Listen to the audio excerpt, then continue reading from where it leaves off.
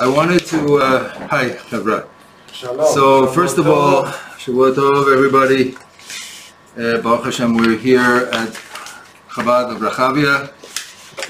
Sunday morning, the first weekday after Purim. We're going to learn today Lilui Nishmat.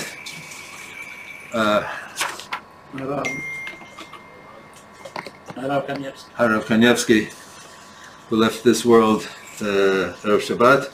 You know anything about him? Not any more than you do, probably, and not any more than what we read in the newspapers. And I also want to learn Lilui Nishmat Erna Reinstein, who raised me from birth to the age of 5 and was an amazing person, and probably has nobody else who's remembering her. Her yard site comes up this week. So, Who is this, Rabbi?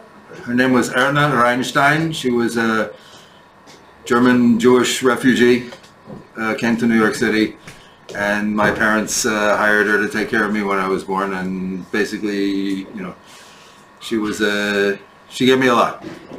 But when did She had never married, she had no children of her own. So. what time do you know did Rabbi Kanievsky pass away? Time of day? I don't know. I'm sure it'll be in all the Hespedim. I'm sure that somebody's already doing a Kabbalistic cheshbon of the hour that he passed, or whatever. No, Anyway, Ruach Adonai Tunachemo B'Gan Eden. I'm sorry. Go ahead. So I was hoping. So there's nobody in the office yet. Before I go, if you'll remind me, or I'll leave these with you. I'd like to get somebody. I wanted to get copies of these made for everybody.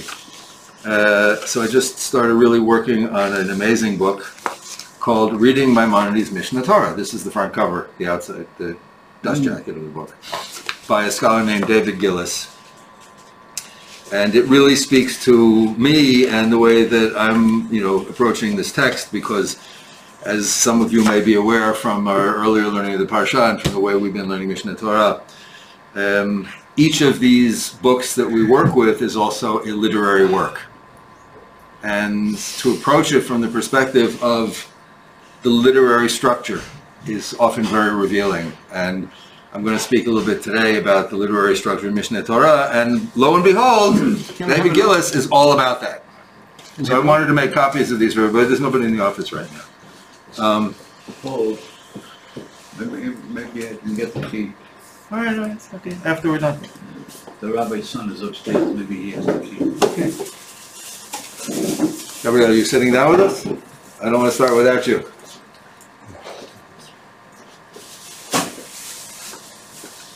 All right, here we are. So, thank you everybody for coming today. Again, as always, it's a real zchut to be here and be part of this. So, Baruch Hashem, we made our way through the first 4 prakim, the first 4 chapters of Sefer Mada.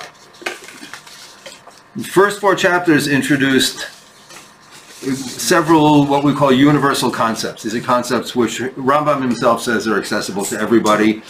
They can be deduced largely by intellectual effort. Much of them, as Rambam says, certainly much of the cosmology is contained in the writings of the ancient Greeks. So what he refers to as Maseh Bereshit is by and large not a secret. And as he says, this is something that's accessible to everybody. And together with this universally accessible knowledge, there are also specific mitzvot that we as Jews are obligated to observe. And in the second chapter, Rambam introduces the mitzvot of the love of God and the fear of God. And note that nowhere yet has he said anything about there being a commandment to believe in God. And I would suggest that that's not actually part of this sefer. Belief in God is something, thank you, that he articulates in his Sefer Mitzvot, in his compilation of the 613 Mitzvot.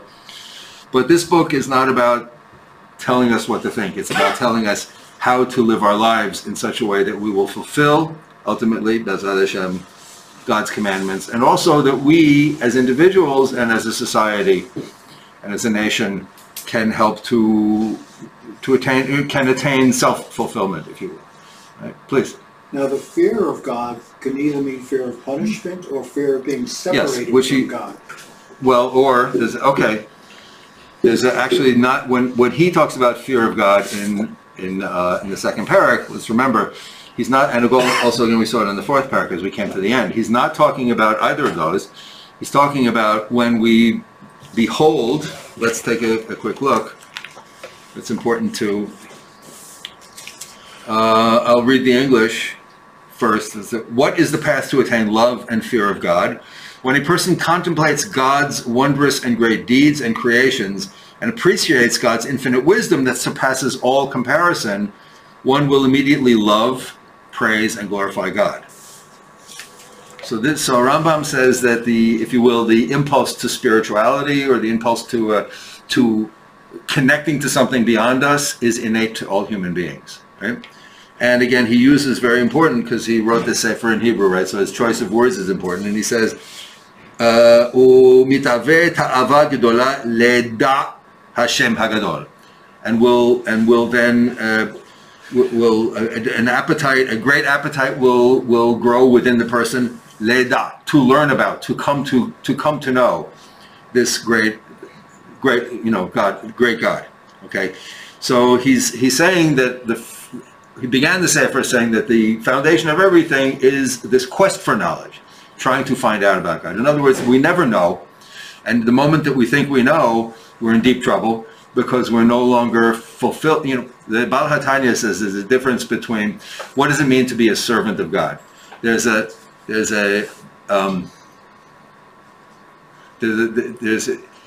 that it's serving God is not a noun. Being a servant of God is not the same as serving God, right? Being a servant of God means like God comes and tells me do something, I'll do it. Serving God means at every moment seeking what's the next thing that I can do. And there's a world of difference between the two. And I think that world of difference is part of what we talked about earlier when we said people don't all worship the same God. Because some people worship a God where, okay, I know what I'm told to do and I'll do it whenever you tell me. And other people say, I know you're there and I know you have expectations and I know you've created a world of possibilities for me and I need to keep on seeking. Right? It's every question that every Jew has to ask themselves at all moments is, what does God expect from me right now? What can I do to make God's world better right now? And each of us has a unique opportunity at every moment to do that. How are you defining fear in this context? So Rambam is defining fear, I would say, more as awe. As a boundless awe at the awareness that God is so far beyond anything we can ever comprehend that we are lost.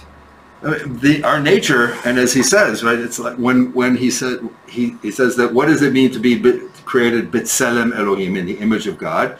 He says explicitly that image of God is our ability to understand abstract concepts, to understand, as he says, the forms, so that like we can understand the concept of an angel. We may not understand exactly how it works, but we can understand the concept.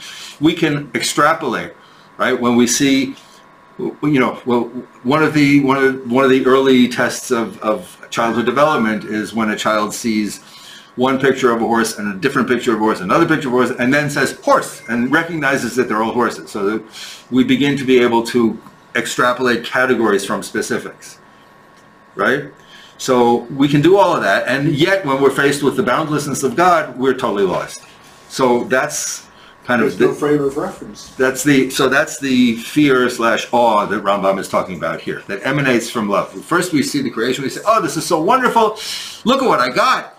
And then you look and you say, wait a minute, and there's so much more with it, and there's more, and wait, and I can't get my head around it. So the yir'ah also comes from the word, has the shoresh, the root ra'ah, to see, right? So it's like, you know, bereshit bara, God created, be-ra'ah, which means in vision. So God envisioned the world, if you will. When we try to envision the world, we can't. So I'm doing like a little bit of a Hasidic touch on the words here, right? Which is my prerogative. It's, you know, we're all entitled to play with the text, right?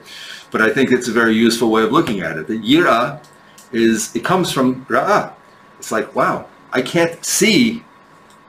I can't encompass the scope of this. It's way beyond my abilities, not only to know through my senses, but to comprehend through my intellect. So that's the fear that Rambam is talking about here. And he does talk about fear of punishment, like we spoke about it, if you remember, in Hilchot Teshuvah. He says that we can love, the ideal is to worship God from love, but if we can't, at least we can worship God from fear, and at least we can worship God from fear of punishment. That's a start, right? So he's not saying that it's a bad thing to do, he's saying it's not ideal, but it's a start. So, so the first 4 chapters leave us basically with 5 mitzvot, which are to be aware that the Matsui Rishon, the first existing thing, is actually God, to affirm the unity of God, to love God, to fear God in the sense of awe, at the very least, and not to admit the possibility of the existence of other gods.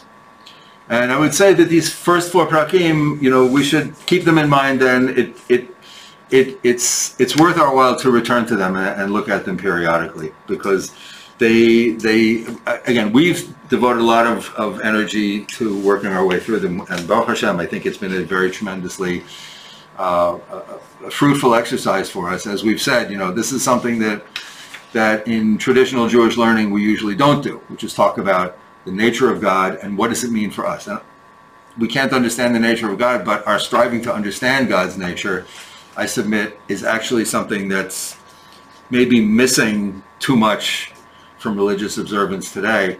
And if we went back to a little bit of that, I think we might connect on a much more fundamental level. So, as Rambam says, this knowledge, the understanding of how the cosmos operates, that's not unique to Jews. What is unique, and what's uniquely Jewish, is the way in which the Torah teaches us and commands us to acknowledge God and to serve God. And that's the project of all of Mishneh Torah. Is there any root in the Mishneh Torah from Haggadah? Agada? Yeah.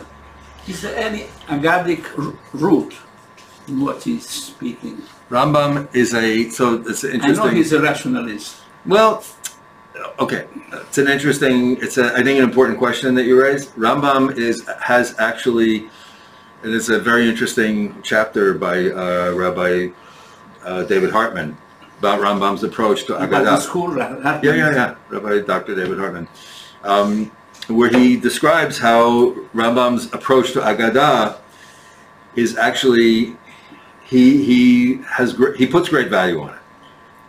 Why I'm asking? I can understand the meaning and what for the Agadah is there. You cannot? I can, easily. Okay. It's a little bit more difficult to understand where does it come from. If it comes from man, by illumination, by Ruach HaKodesh, whatever, but by man, or not. So I don't know, and I haven't learned this deeply enough in terms of Rambam's whole body of thought. My impression is, and my first answer is that from Rambam's perspective, I believe, and from my perspective certainly, Agadah was written by human beings. And I'm not competent to judge about the degree of Ruach HaKodesh, right? Okay. It's written by human beings who devoted tremendous time and thought to understanding the Torah. Much of our knowledge altogether comes from Agadah. So one of the points that, again, I'm just at the beginning of David Gillis's book, but one of the points that he makes is that people take kind of black and white views of Rambam's thought, right? They say, well, Rambam, was against poetry. Well, because there are certain Shavot people ask them very specific questions about, can we have this kind of a performance? Can we read this kind of poetry, whatever? And Rambam, according to Gillis, it's not that he's, blanket against entertainment, but that he makes a very clear distinction between, let's call it art that is edifying and that has a moral lesson, and art that is purely for entertainment. And particularly in his day and in his culture, art that was purely for entertainment quite often had an erotic side to it, right? So when you say, can I listen to music? The answer is, well, okay, so what you mean listen to music? You're going to sit in a room with a bunch of men, and a bunch of half-naked women are going to sit there and play instruments and shake their hips at you. I'm not so sure that that's a good idea, right? But to Yosef, what's his name? The student that he took on as his pupil, for whom he wrote the guide for the perplexed, introduced himself to Rambam by writing him a long, very complex poem. He said, "This is me, and I want to come and learn with you." And Gillis says, that his take on it is that the way Rambam responded to it was he had respect for the craft that went into making the poem. In fact, Rambam also wrote some complex poetry. Okay, so he's not against the notion of human creativity, right? But human creativity has to be edifying. And so Agadah, in Rambam's view, I believe, and I think Rabbi Hartman is right, that Agadah also remember what we've said, and we're going to see B'ezras Hashem in 2 prakim from now, when he talks about Nevuah, that each individual human being receives God's message differently. We have our own unique way of understanding God's message. So Agadah is an expression of a person's receiving a message from God, right? And one of the things that we do when we learn together, right, is like Rambam says, in Pirkei Avot it says, Aseh lecha rav, right? So get a teacher for yourself. And Rambam and Rashi, by the way, both say the same thing. It doesn't matter who. You have to learn Torah with somebody else. Because if you learn all by yourself, you're going to think that you understood it. And you're going to think that your own interpretation is the correct one. And that's just human nature. We read a book, oh, I understood that. And then somebody else says, oh, I read this chapter and it means this. You say, no, it doesn't. Instead of saying, Gewalt. So when we're learning in a group or b'chevrota, we are, ideally, B'ezras Hashem, we're approaching the text from a perspective of humility. As the saying goes, every person is smarter than me in that I can learn something from them, right? So if I approach my learning from the perspective of what can I learn from you instead of what can I teach you, right?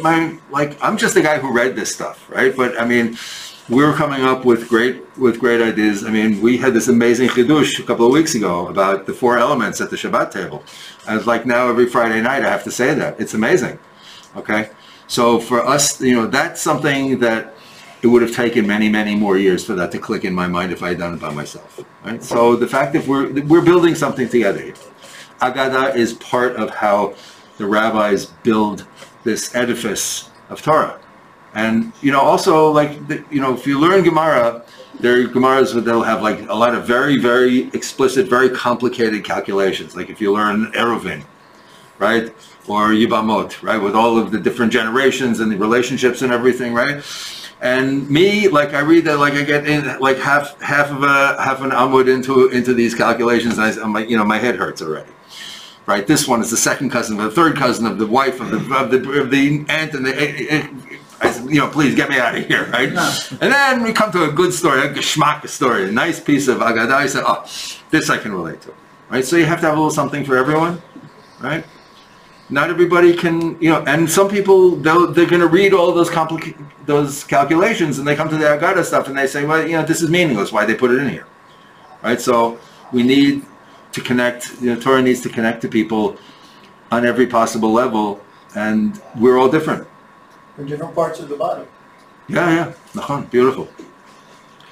So now I would say, I want to just take a quick look at the structure of the text, because I think we also learn tremendously from that. Rambam is a brilliant and also a very careful literary creator. Rambam conveys his message in multiple ways. He teaches individual mitzvot with very carefully chosen words, but he also conveys broad concepts by his precise choice of language and by the way he structures his text. So remember the very beginning of Hilchot Yesodei, the laws of repentance, where Rambam says, if a person sins, not when, right? Im, not ki. But the Kohen, when? Sorry? But the Kohen no. is when? No, but he... The Kohen Gadol, when? Yeah, that's separate. No, but I want, okay. It bears looking at this explicitly. Again. Okay, so the very beginning of Hilchot Teshuvah. Kol mitzvot shebatorah, all of the mitzvot in the Torah, ben aseh, ben lo taseh, whether they're mitzvot to do or prohibitions, im avar adam al achat mehen, if a person transgresses one of them. And why? Because then he brings the pasuk from which he's deriving this, ish o isha ki ya'asu kol avera. So the pasuk says, whenever a man or a woman transgresses. And Rambam says, if you transgress, which is a tremendous, it's a chidush, but it's a huge pushback against the pasuk, right? The pasuk is saying, basically, you will transgress. We're coming for you. Sooner or later, we know you're going to do it, right? And Rambam is saying, no, you don't have to do it. But if you do, and then he says, but if you do, when you do teshuvah. So he's saying it's not guaranteed that you will sin, but if you do, it's guaranteed that you will do teshuvah. What an amazing view of the world, right? All of a sudden, I am not born in sin. How about that, folks? So talk about worshiping a different God, okay? But it's profound theological importance that Rambam indicates that even though sin is very common, it's not inevitable, okay? And once we've read all of Hilchot Teshuvah, now we come back to that very first sentence, and in the 5th parak of Hilchot Teshuvah, he talks all about free choice, right? And if you remember, one of the things that he says was that at a certain point, there was a gezerah min hashamayim that God decreed that the nation of Mitzrayim would mistreat the Israelites. He says, but even though there was a gezerah on the whole nation, there was not an individual gezerah. Every individual Egyptian had the free choice to choose how to behave towards us, whether to abuse us or not. Now, every choice that we make has consequences. Okay, right? I mean, God should strengthen them. The people in Russia who are coming out and demonstrating in public against what's going on, against what Putin is doing in Ukraine, they're making a choice, and that choice has for many of them, it's going to have very dire consequences. But they've made a choice. The people who keep quiet, that's also a choice, okay? And then there are people who are actively in favor of it. That's also a choice. And 100,000 people were at the stadium yesterday in Moscow for the war against the war. 100,000 pro Putin. For the war, of course. Well, so Anyway.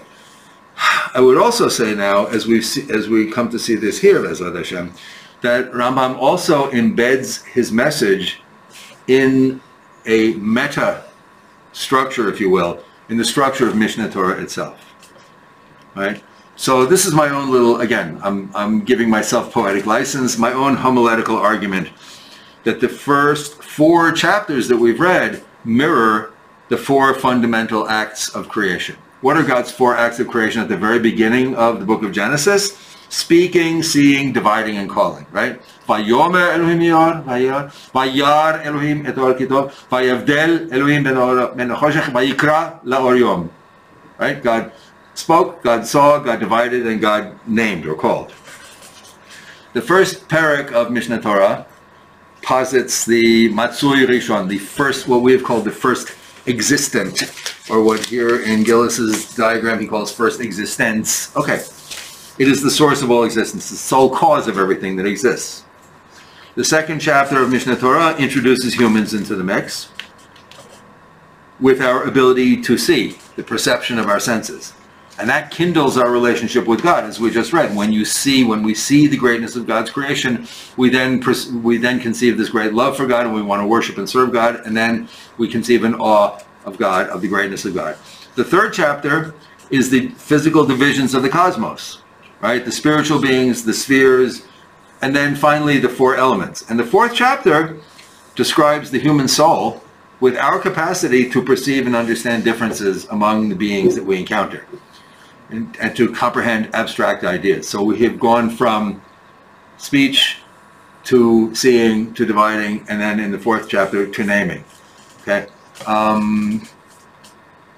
And remember also that, as we've said, that in the Torah itself, the 7 days of creation, one of the important functions that spreading the story of creation over the 7 days, one of the very important functions of that structure is that God is not only creating a physical world and not only creating time, but also creating process and creating hierarchy, that more complex things come after less complex things, that bigger things come after smaller things, that there is a trajectory to creation.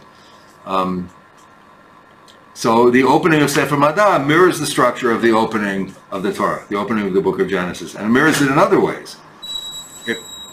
Shvatov lays out the creation in the first 4 chapters, God in the first chapter, humans in the second chapter.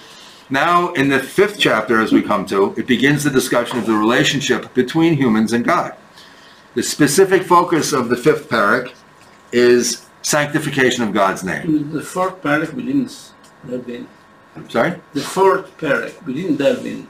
Yeah, we did. We learned it. The Neshama. The 4th parak. We did the 4th parak. We finished the lesson. Neshama.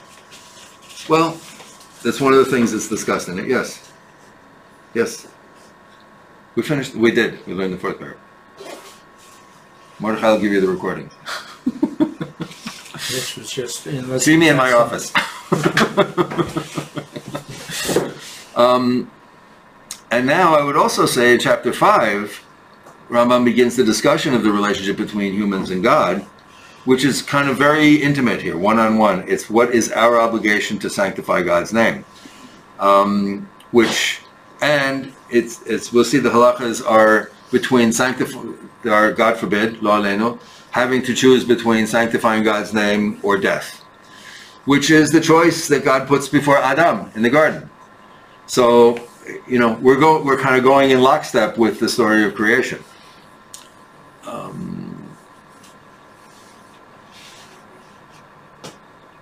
Okay, another little sidebar here. But again, there are many things where, as one of my teachers once said, Stuart Freeber once said, you never know where you're going until you've been there. So now that we've got a little bit of a handle on the structure that Rambam is working with and how Rambam's mind works, I want to go back to the very first parak and look at a very instructive line. At the very beginning, chapter 1, paragraph 4,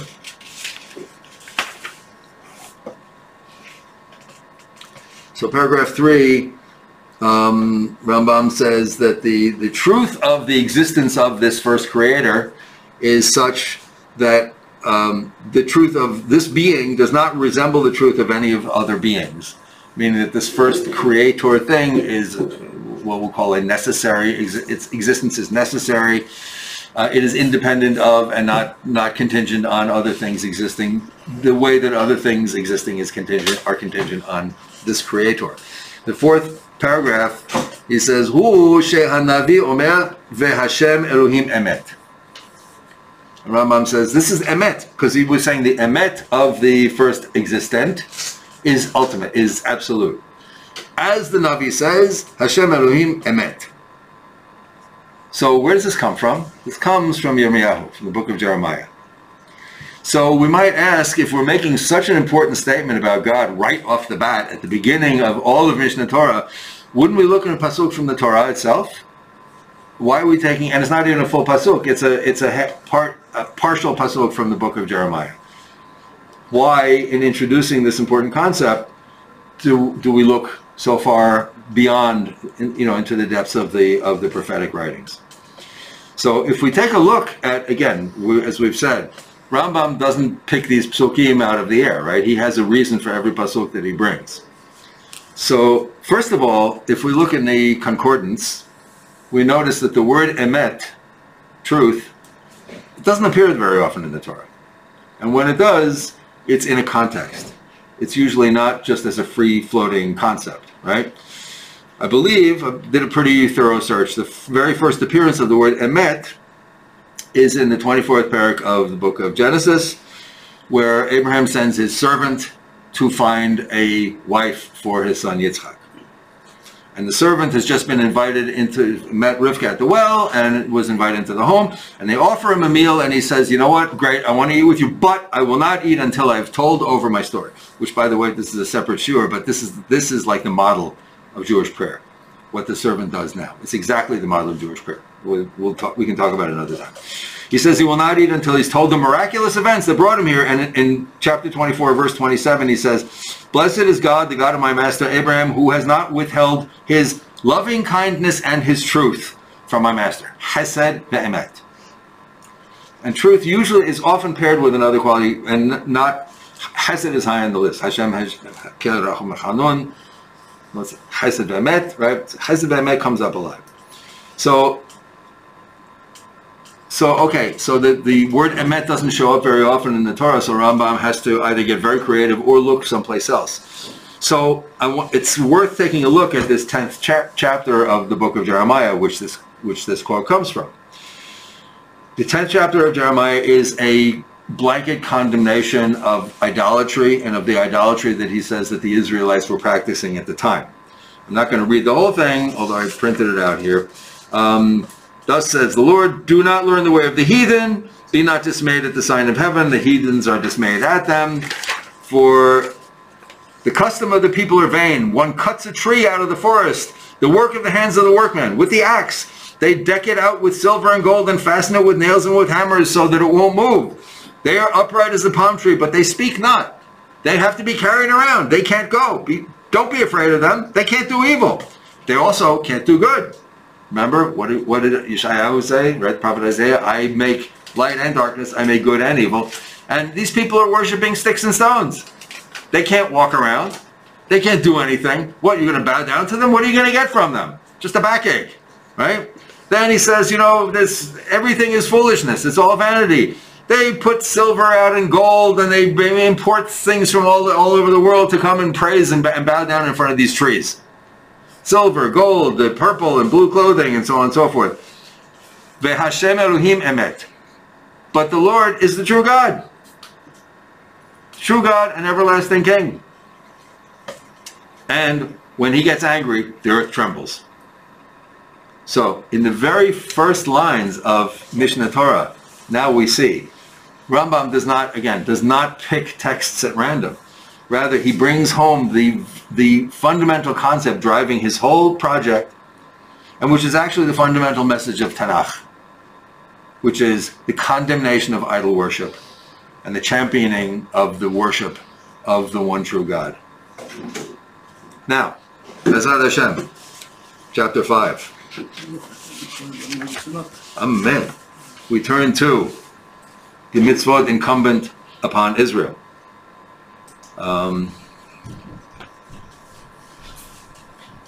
Says the book began with the understanding that, with the revelation that the human ability to understand the cosmos actually is reflected in the one true God. We're now moving to how we, the Jewish people, are instructed, commanded to relate to that God. You can make copies for everybody. That would be great. Thank you. Mendel. כל בית ישראל מצווים על קידוש השם הגדול הזה. All Israelites, all of the house of Israel, are commanded regarding the sanctification of God's name. As it says, "V'nikdashti b'toch b'nei Israel," as God says in the book of Leviticus, help me out, right, and I will be sanctified amidst the children of Israel. And also, muzharim shelo l'halelo, and also warned against profaning God's name, God forbid. V'lo t'halelu et shem kodshi, as it said, and you shall not desecrate my holy name.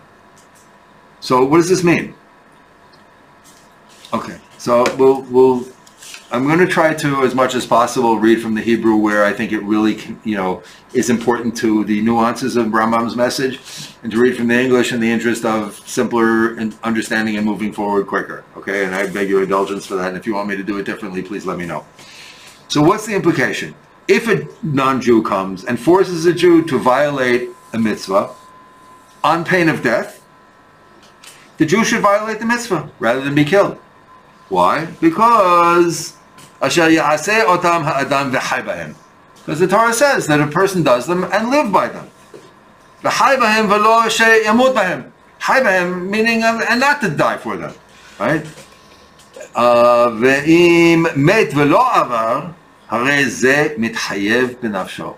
And if a person in such a situation chooses to die rather than to transgress, that person bears the guilt for their own death. It's a very, very powerful statement. Now, context, Rambam was living in a time and a place in the world where there were societies where Jews were forced to convert on pain of death, where they were forced to abandon Judaism and Torah on pain of death. One of his most important writings is called the Igret HaShmad, a letter that he wrote to a community that was under such pressure, and Yemen, and also the letter to the Jews of Yemen.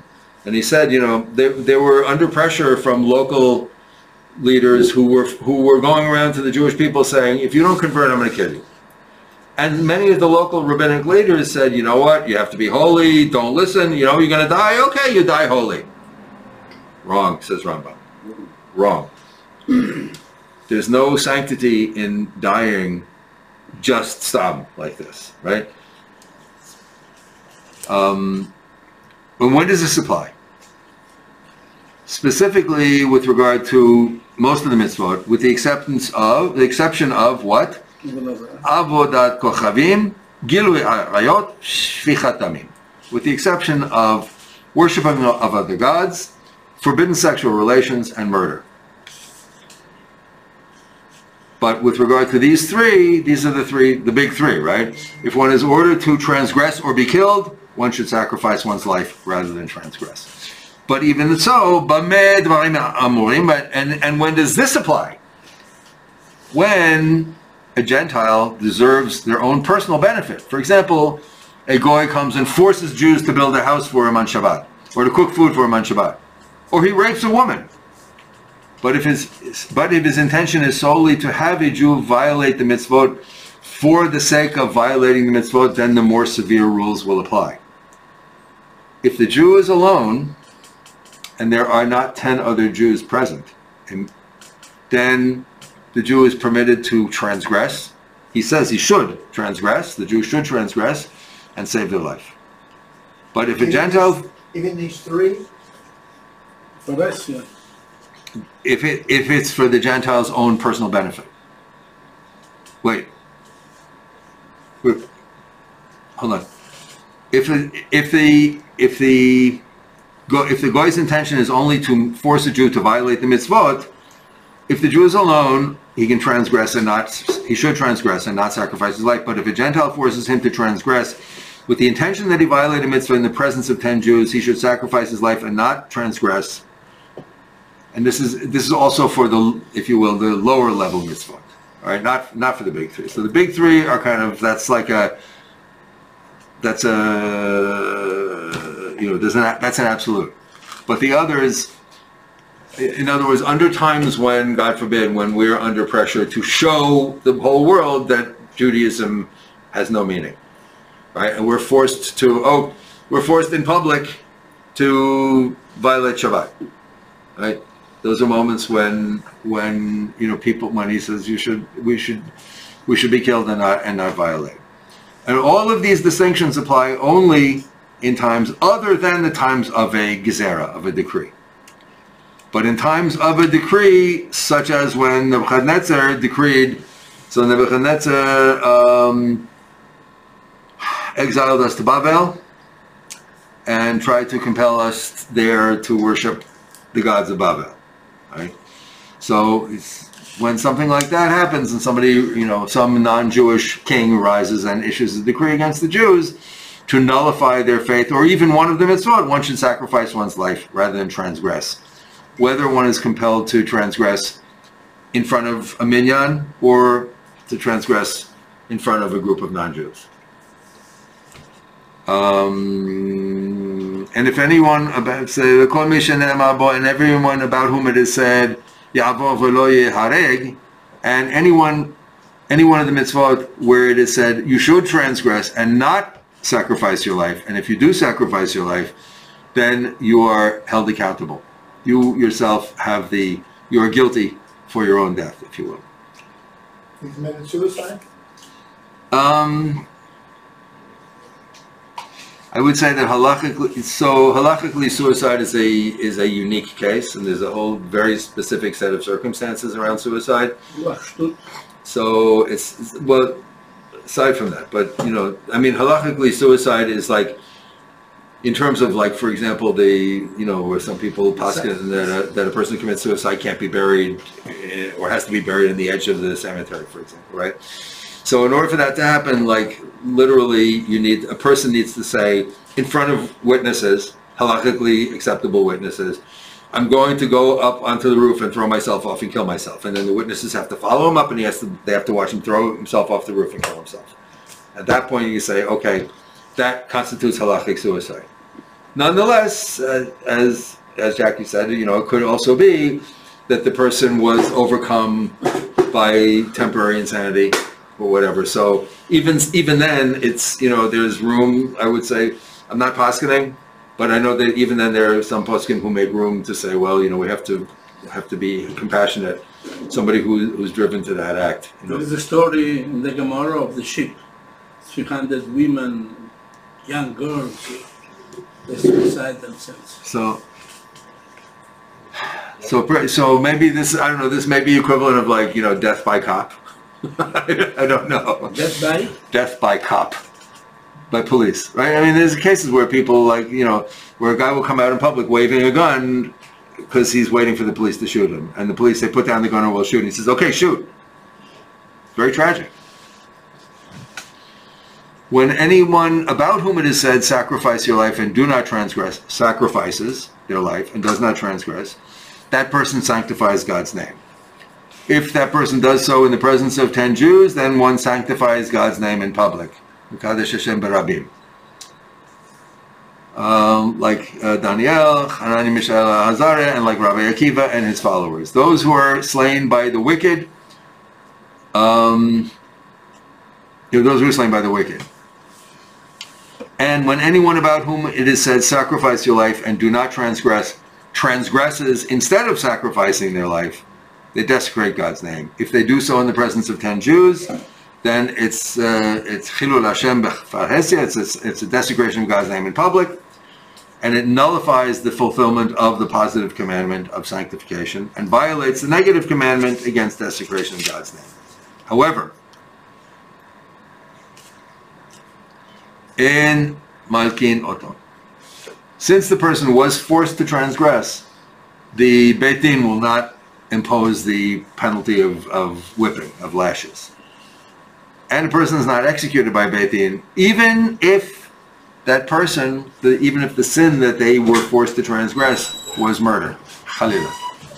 Yuval, thank you very much. I don't think it's so good because the color. Okay. Try to choose good. Thank you very much.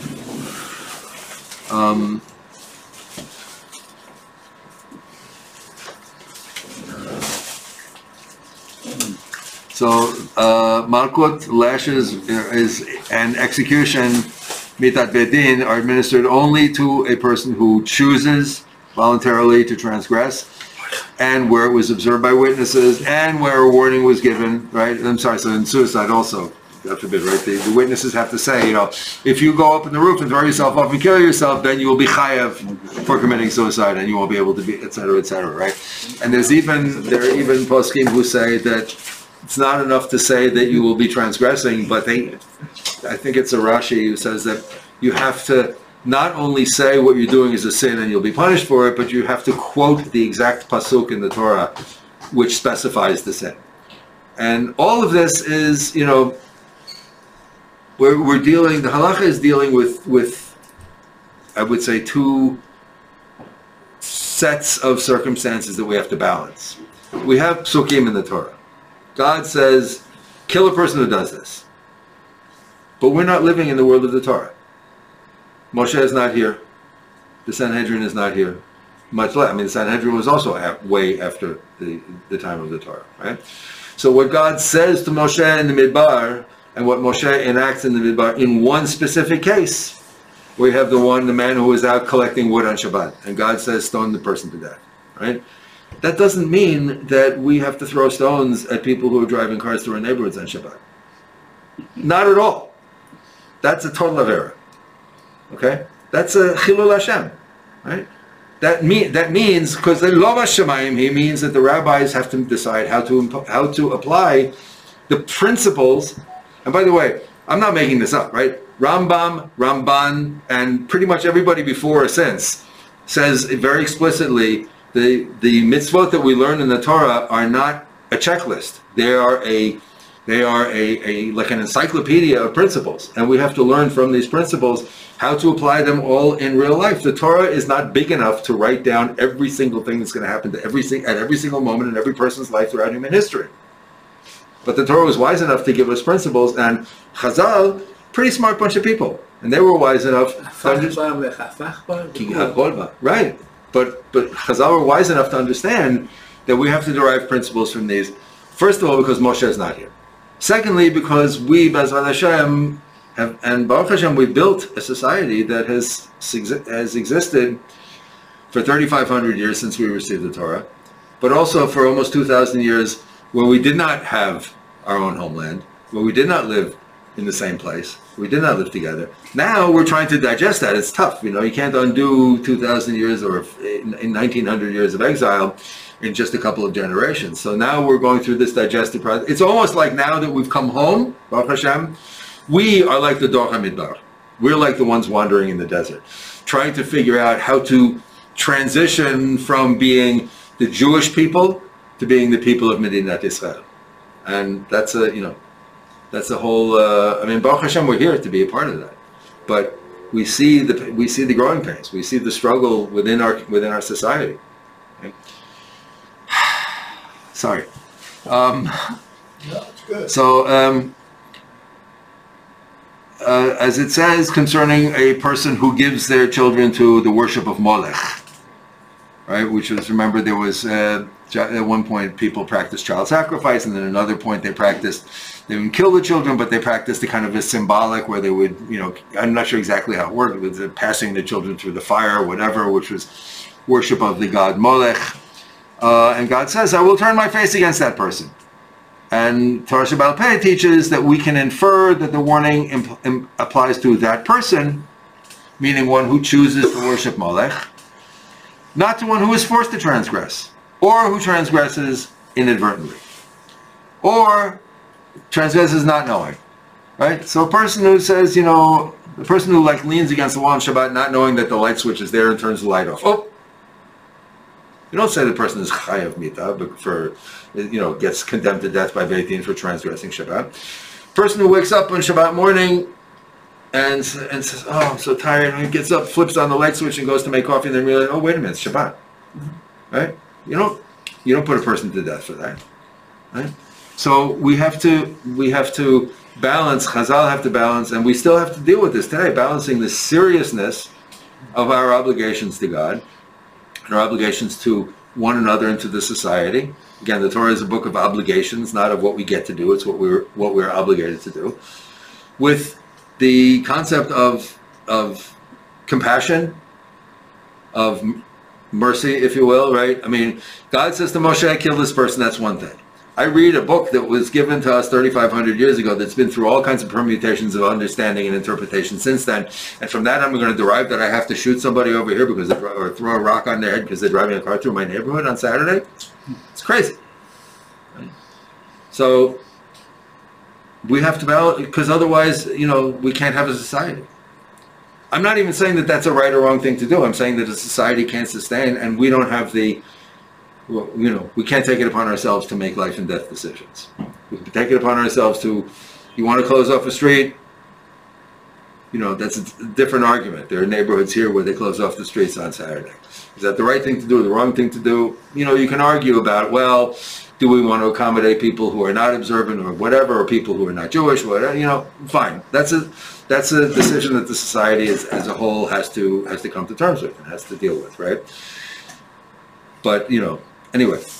So he's saying that and this is kind of laying out, I think, partly laying out this Chazal's principle of darchei noam, that the ways of the Torah are ways of sweetness and of ways of embracing, of bringing people in rather than pushing people away. Yes. Can it be two people that have different motivation and both do the same thing if one's a sin and one's not? Ooh, Yes. love it, You kill somebody. Sometimes you have to. love it. Amazing. There's a whole, there's a whole sefer there. I urge you to write it. That's great.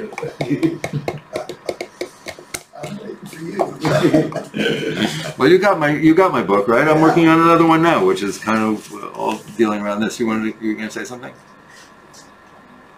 There is much big difference between the stringency of the Chumash and the Shulchan Aruch. Whilst the Chumash is the root,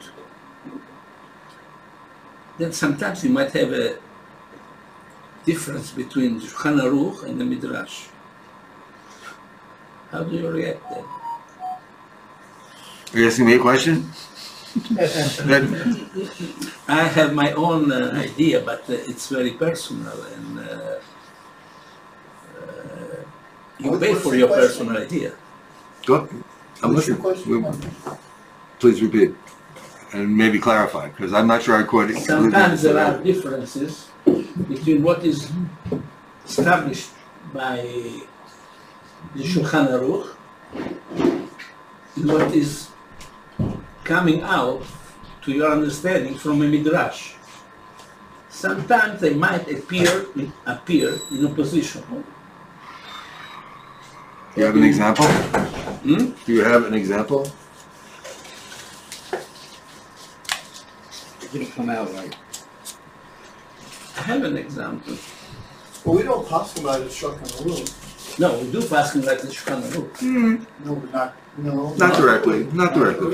No? Not directly, Tom. Some things we don't. I think that, for instance, I don't know if it came from Midrash, but by Moshe Feinstein, in certain cases, he was more lenient Mm-hmm. than Shulchan Aruch.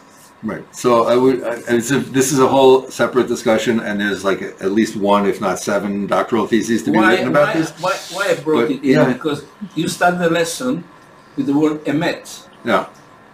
But emet, there is something that goes beyond emet, which is shalom.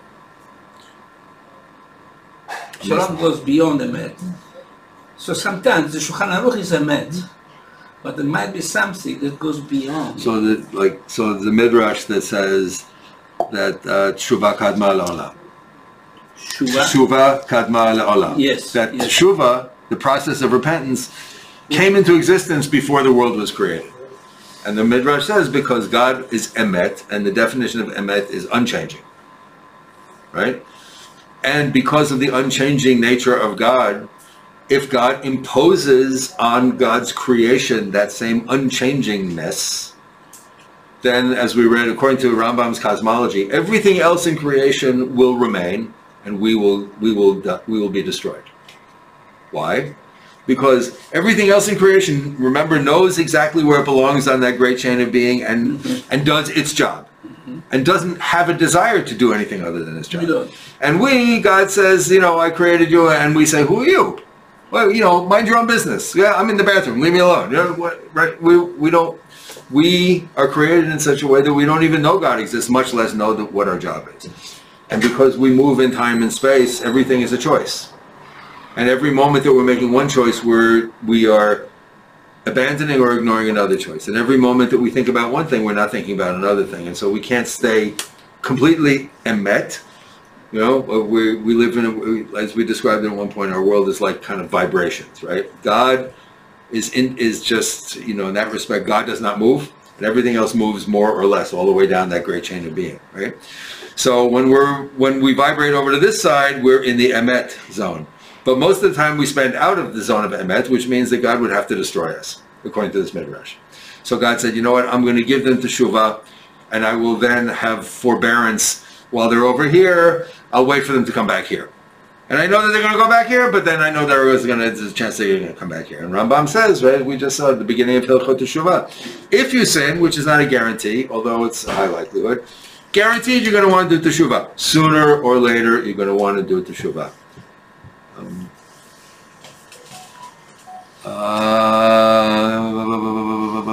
And so, right, so the rabbis say that, you know, even these type of sins where, you know, you have to have warning, you have to have witnesses and so on and so forth, even in those cases, the punishment that comes with witnesses and warning only applies to the person who transgresses purposely, consciously taking it upon themselves even after they've received the warning and fully understanding. If concerning the worship of false gods, which is the most serious, okay, got it?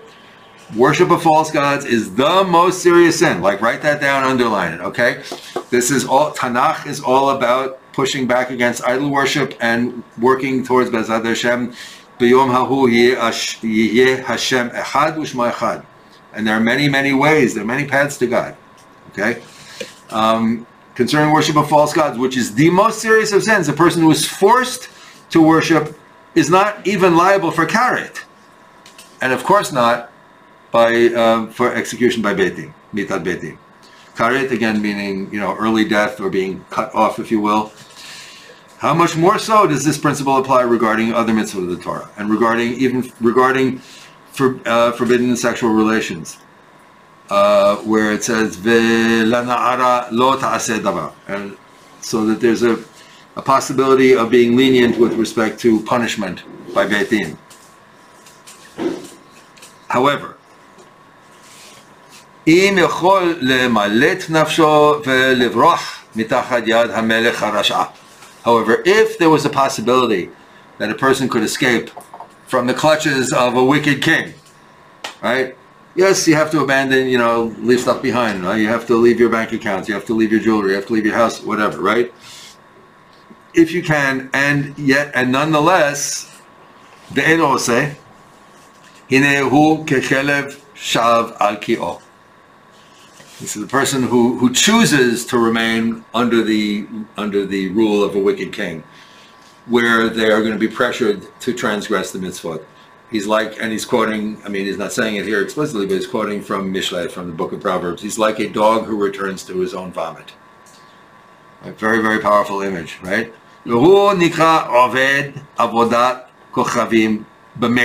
And this person is called a person who worships idols willingly. And that person will be prevented from reaching Olam Haba. הוא נטרד מן העולם הבא ויורד למדרגה התחתונה של גיהינום, and will fall to the lowest levels of Gehinnom. This is as good a place as any for us to pause, right? So let's make him work here and start here Bezat Hashem next week. I'm sure we have one or two comments.